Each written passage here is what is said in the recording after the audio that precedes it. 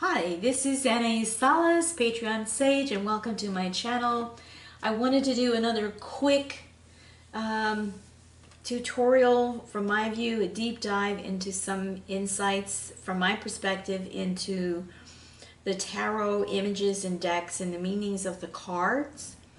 And there's really a lot of interesting information about tarot decks and the history of tarot and where it got started and when. And it has always been a divination tool. And for me, it was a response to the repression of organized religion, the Catholic Church, where people were going to church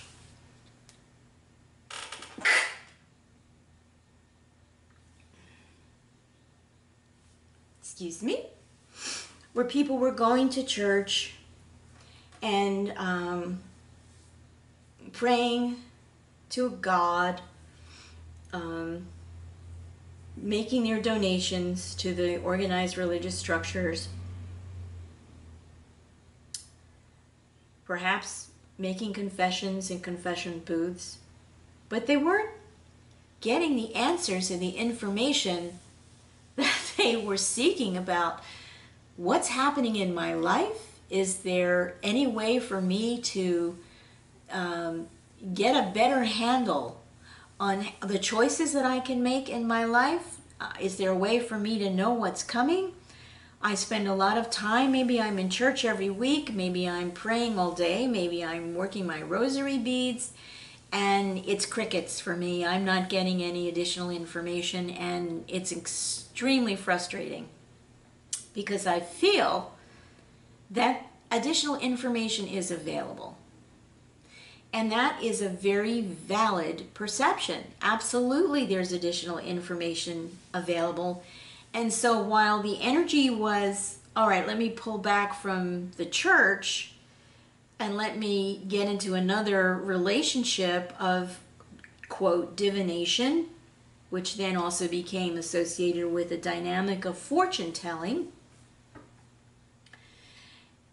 This was an interesting dynamic because it was people centuries ago trying to get in touch with an energy that could really touch them inside, that they could feel a connection, that they could feel a validation, where they weren't just hearing the same rote prayers and rituals happening that they experienced in a structured religious environment. So the tarot cards came into being. Now, what's challenging about the tarot cards is that in addition to being a source of divination, which means a person could have an interaction with a tarot card and look at the tarot card and begin to ask questions of themselves inside, and perhaps begin to plug into their own intuition and get some answers from their own higher self, and find out that they didn't need an intercessor. They didn't need to go between themselves and the source of all creation, that this was a direct relationship. And it was possible to have a direct relationship, which of course was blasphemy back in the day. If you just take a look at monarchy anywhere in the world, especially in United Kingdom and in other countries, monarchy declared itself to be the same as the living God.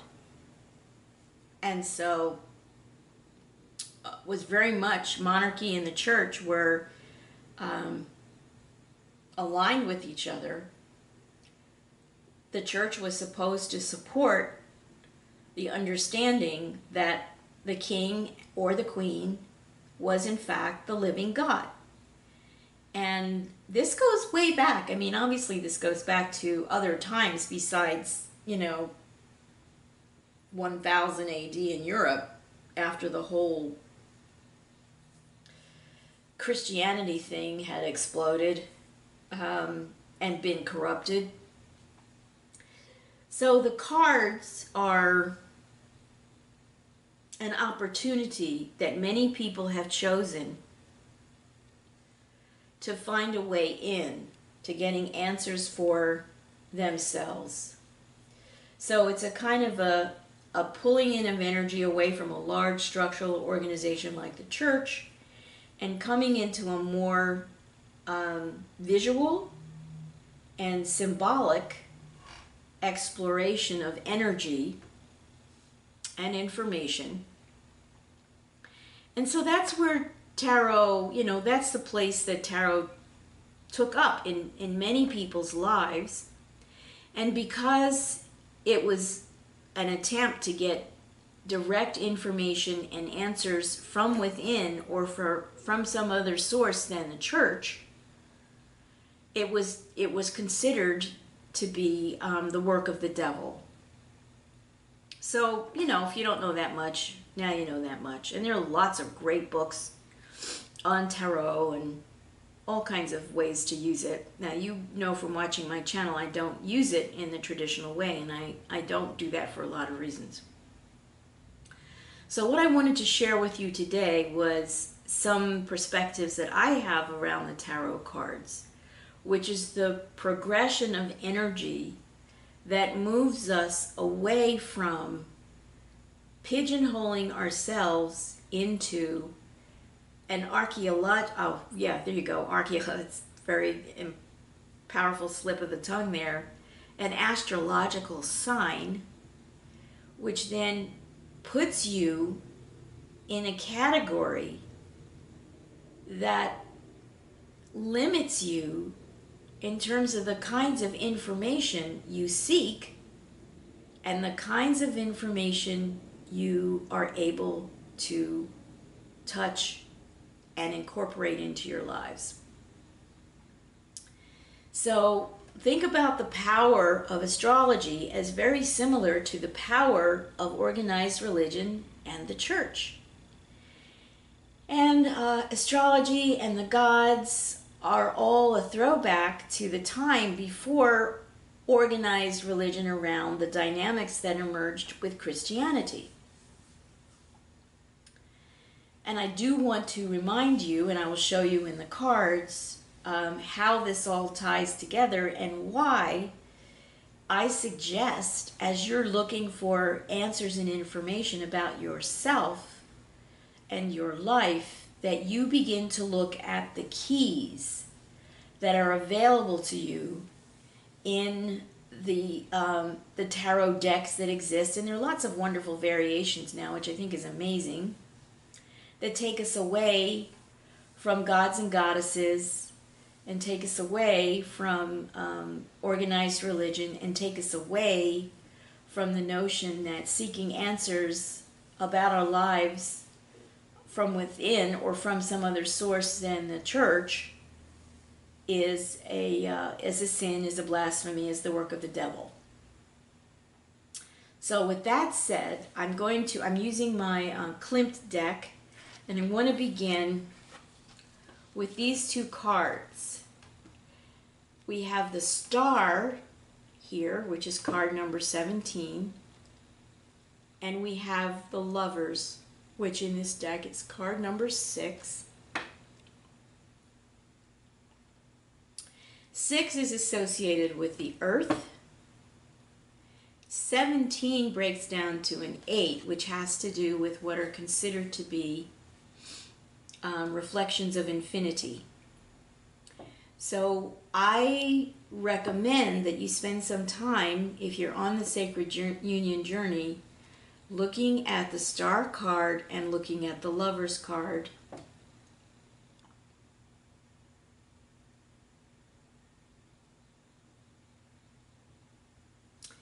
Because 6 combined with the numerological value of 8 gives you 14. And 14, in the exploration that I've done with work around consciousness, 14 brings you very, very, very, very close to your emergence point as an individuated consciousness, which is a function of divine masculine and divine feminine united and aligned with their infinite energy, which is source.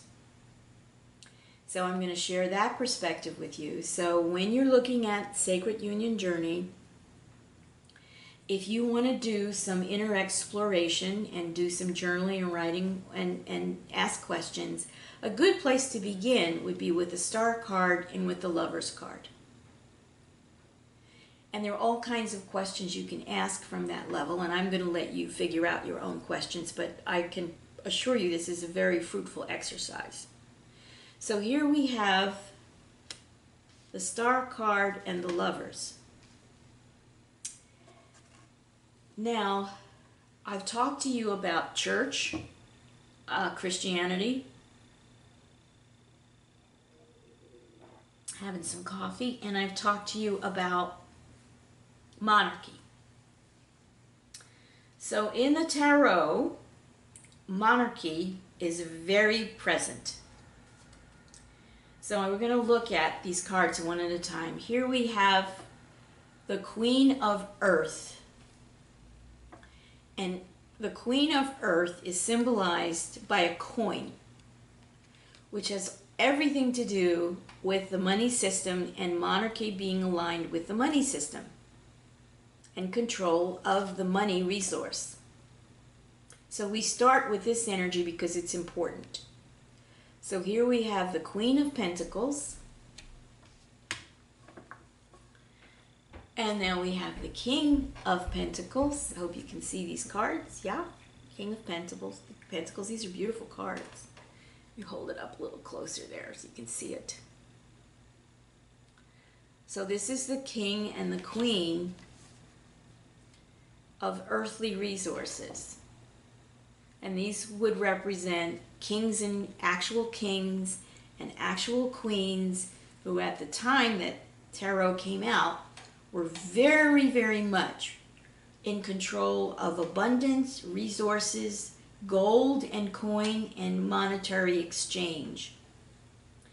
And the concept of ownership of land and people and animals. Okay. Next out we have the Queen of Wands. And the wand energy in terms of a GAIA resource is the energy of fire. So this is the staff, and I will say to you that in the higher dimensional energies 1 through 14, the staff is a very important energetic structure. So here you have monarchy again in control of the staff, which I could, if you were interested in becoming a member of my group on Patreon, I could talk to you more about what this indicates in terms of our own life force and energy.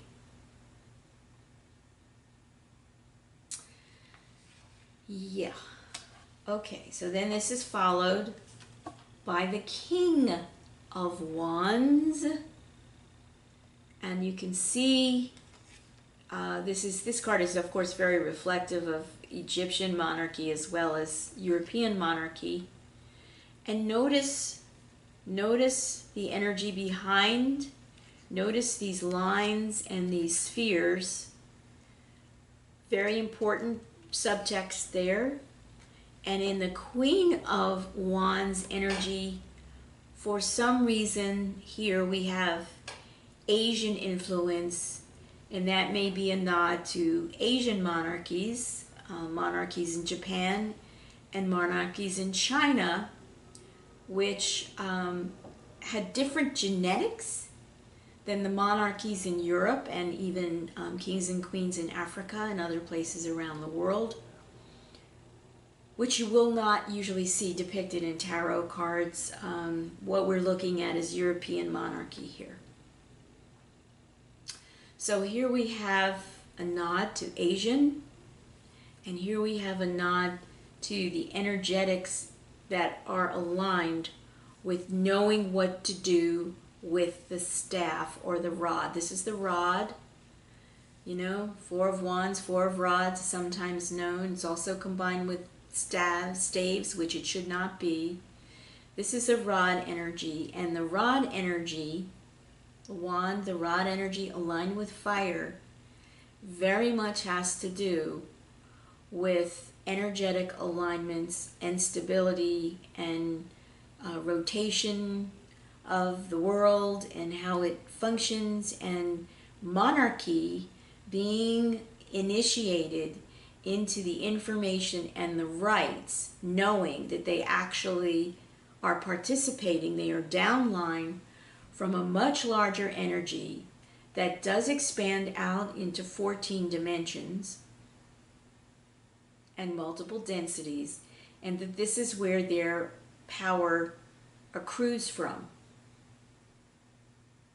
All right, I want to be very clear about this, because when you're looking at your sacred union and you're using tarot, it's important to really consider what the information is that you're taking in, and the long history of it, and the frequency of it. So I will say that in many tarot decks and readers, these cards will have an astrological sign associated with each of these royal representations. So for many people, the King of Pentacles, the Queen of Pentacles is often spoken of as earth energy, could be Taurus, could be Virgo, could be Capricorn.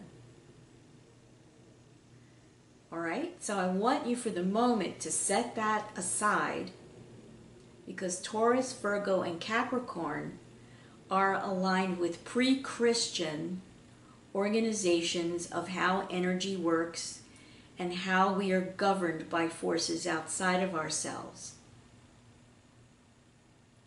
And then that coalesced into monarchy and then into organized religion, in which we were still being governed by forces outside of ourselves. So I would love for you to consider this when you're thinking about your astrological sign and you're thinking about tarot, and you're looking at the unification of pre-Christian gods and goddesses and structures, astrology being one, which has to do with looking outside of yourself for power, for information, and for guidance. Okay. Next we have the Queen of Chalices here. And the Queen of Chalices is a reflection of the element of water. So now we have earth, we have fire, and we have water. And her counterpart is the King of Chalices. Now look at how simple this energy is here. The backdrop here. This is very interesting to me, because in this use of gold, this is a solid block of gold, and I really do want you to think about the relationship between how royalty has controlled and distributed resources, not the least of which is gold and coin, and how we are emotionally manipulated by our relationship to money. And this is just a consideration for you to ask yourself some questions. And in my upcoming workshop, Your Story or Your Life, we go deep into some of these dynamics, and I don't necessarily go and use the tarot for prompts. There are other ways to do that, to tap into these energies. Now again, we're looking at monarchy. This is all about kings and queens who control the resources and who now have moved into controlling your emotions and how you can express yourself emotionally within the structure of monarchy. You really can't. You have to keep your emotions in tight and controlled, and don't say the wrong thing or do the wrong thing. And with this energy, this is about controlling your passion and your sexual energy. And this is again about monarchy and church, limiting sexual energy to the dynamic of procreation. I really want you to think about these things. You're not going to necessarily come to the conclusions that I have, but at least you will have thought about them. And why these are astrological signs. Yeah? So, with water energy, the Queen of Chalices or the Queen of Cups is often associated with emotional nurturance and the mother and caretaking. And that can be expressed in two ways, right? So this is the King and Queen of Chalices, and this is about emotional energy, which is every human being's powerhouse engine of creativity. So just recognizing that in these cards, monarchy is also now controlling the energy, the engine of your ability to use your emotions to create. Because monarchy needed to control who created what and for what use and for the benefit of whom. Then lastly, we have out the Queen of Swords. And in this position, her sword is down.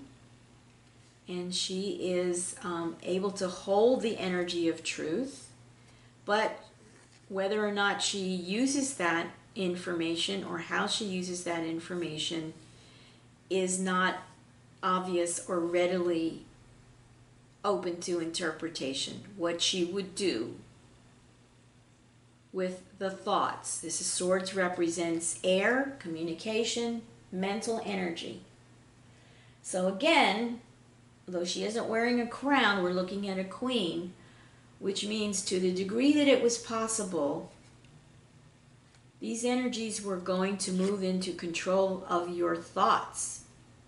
And they used religion and money and emotions to control how you thought about monarchy, how you thought about your own life. So you just need to really be aware of what's going on around you and how it's developed over time. And here we have the King of Swords. And interesting to see that he has a much bigger sword than she does. So that's an unequal energy in terms of the ability to influence thought,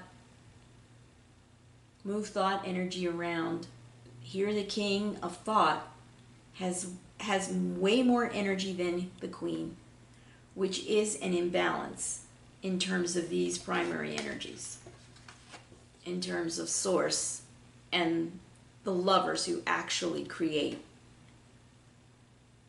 all of the universes that emerge from source. Okay, so this is interesting, yeah?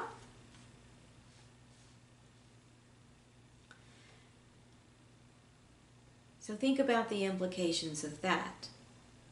So now we have monarchies in place all over the world that are using masculine and feminine energy of love, which is the fifth element. It is not represented in any other card than the Lovers. This is the fifth element energy here, even though the card number is 6. Okay, so just think about that. All right, now I'm going to move these like this. So I want you to understand that monarchy is still operative in everyone's life on this planet. regardless of whether you believe or you have been led to believe through manipulation of thought that you're living in a democracy. You're not. And the sooner you wake up to that, and the sooner you wake up to that as a function of sacred union, the better for all of us. The better for all of us. Now, monarchy these days knows that they have to be very careful about what they do, but it doesn't matter. They're still in control of what we think and how we think it, what we feel and why we feel it, how we use our sexual energy, and what is our relationship to this earth that they believe that they own, because they are living representatives of, quote, the gods or God. So when you're having a tarot reading done, I'd like you to really open yourselves up to this perspective when these cards come out for you.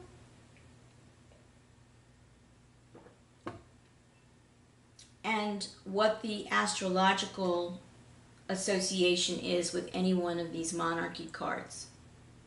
Because that is just another structure in which human consciousness has been moved from liberation to being absorbed in a way that is a constraint. All right, so once we have in our conscious awareness come into a relationship with air, water, the rod of fire, and the material resources of the earth, once that has happened, then we're looking at Empress, evolution into Empress, and evolution into the Emperor. Okay, now I think it's interesting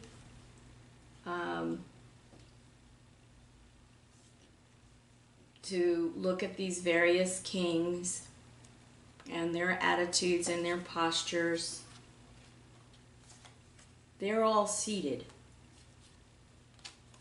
Every one of them is seated on the throne, which means they're required to stay put and protect their resources and their kingdoms.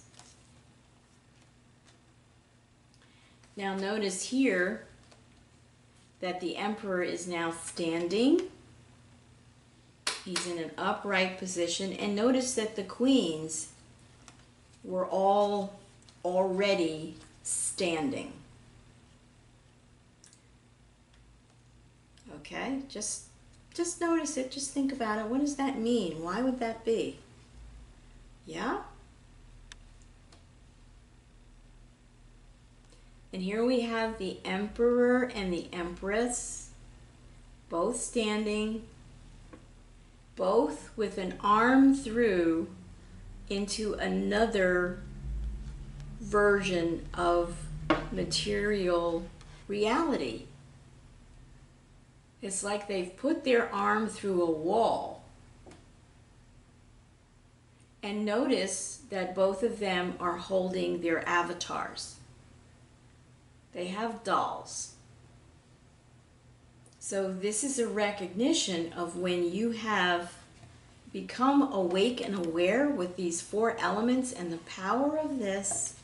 Now you are able to stand up in alignment with your energy and power in 14 dimensions, and you are moving through these worlds because you can. This is like the energy of moving through a wall, and you have the energy of being able to move people around like chess pieces or puppets or dolls.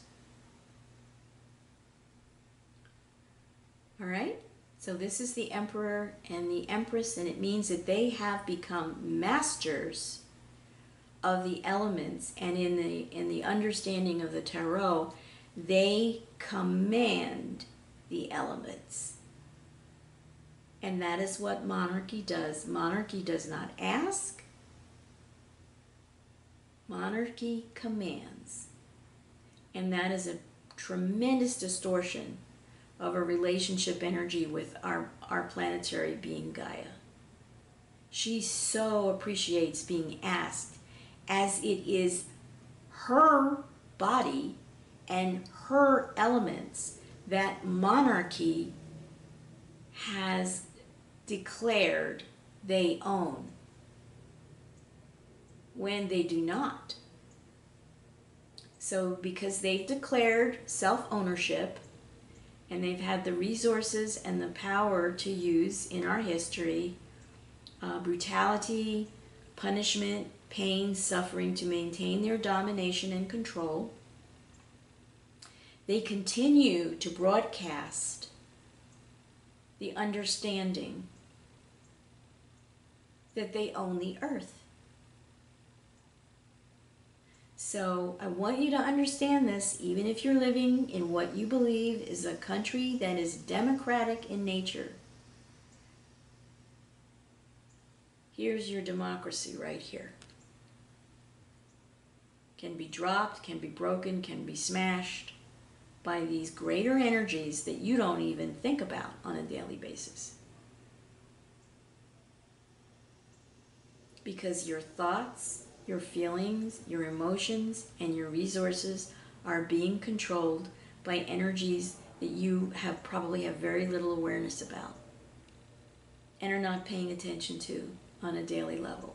But when you're going in and you're asking about your sacred union, or you're going in to find answers about your life and what choices you need to make, it is I feel very important to have this information tucked away as the context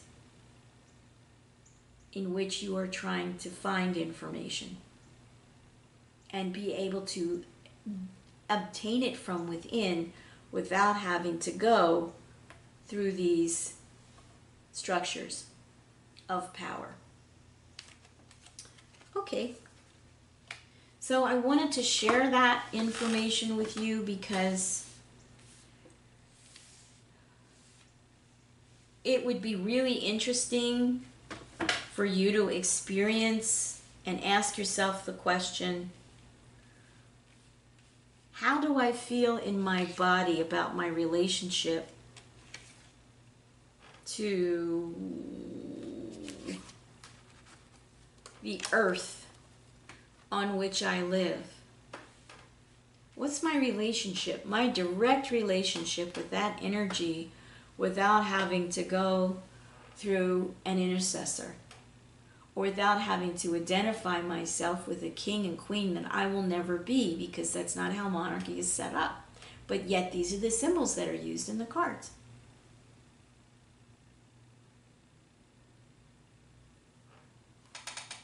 Okay, so that's my mini tutorial about tarot and how it's used and where it came from and how we can transition ourselves when we're in sacred union. We can go in another direction.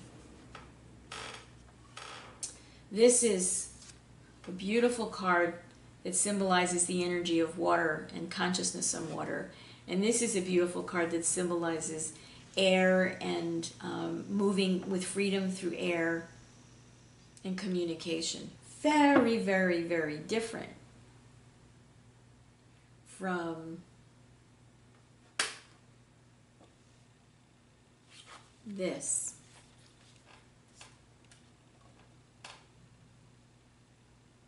You see the difference?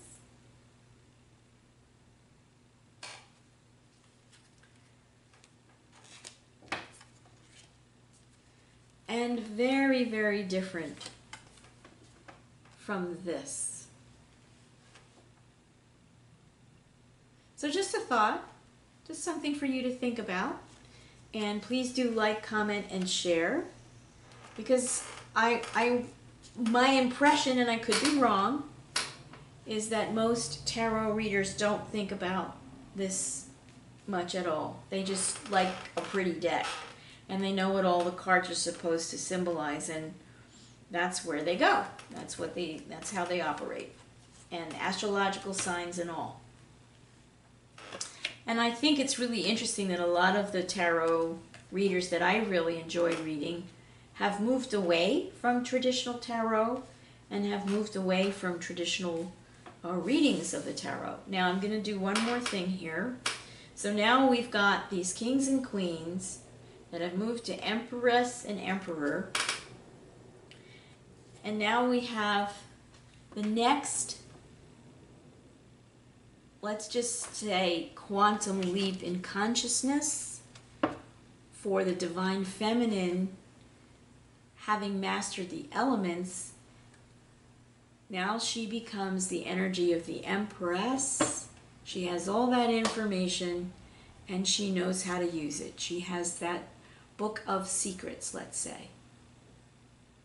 And she's not sharing. She's holding that information to herself. And then we have the Hierophant, which is the equivalent to the quantum leap in consciousness that the Emperor makes. His next shift in consciousness is to the Hierophant, and this is him tapping into his universal energy and bringing that information and authority to how he functions in the world, three-dimensional world, as an emperor. Now, in monarchy, there would always be someone, usually who would, a king or queen would have as a high priest or divination person to assist with decision making and analysis of a situation from an energetic and spiritual point of view. So the high priestess carries that energy, and the high priestess is someone the empress would consult for spiritual advice.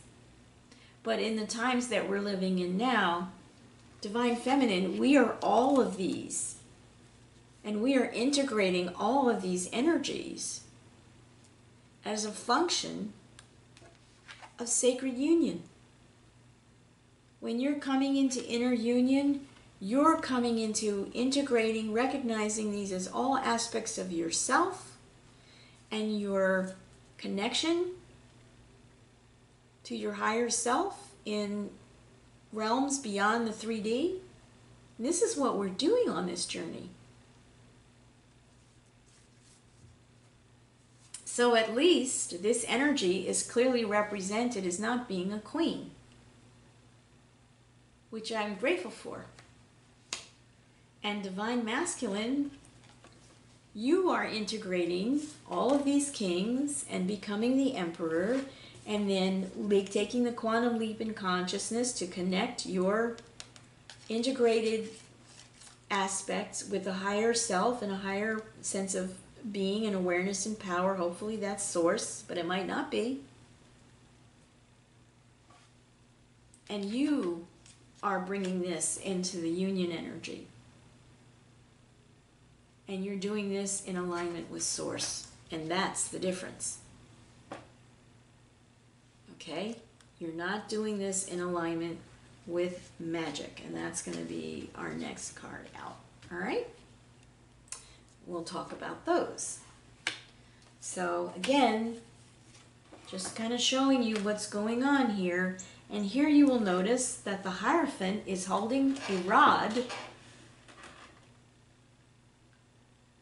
And they have all this interesting galactic courting and connection going on, and stars. And this is interesting. These cards are, I really like this deck. And these are Divine Feminine and Divine Masculine now having graduated outside of the realm of identifying with monarchy and identifying with control of material resources. This is a whole different vibe here. Okay. Now from the major, and these are from the major arcana. So this is another realm. When you start talking about major arcana, you're talking about another realm of energy and dynamics that are really about pure energy.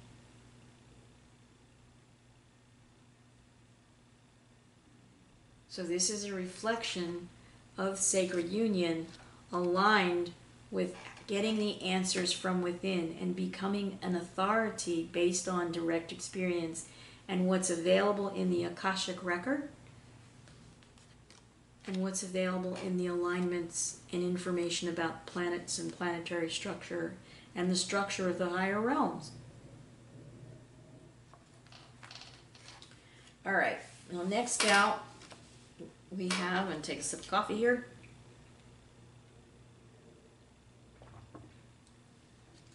We have the Magician and the Fool.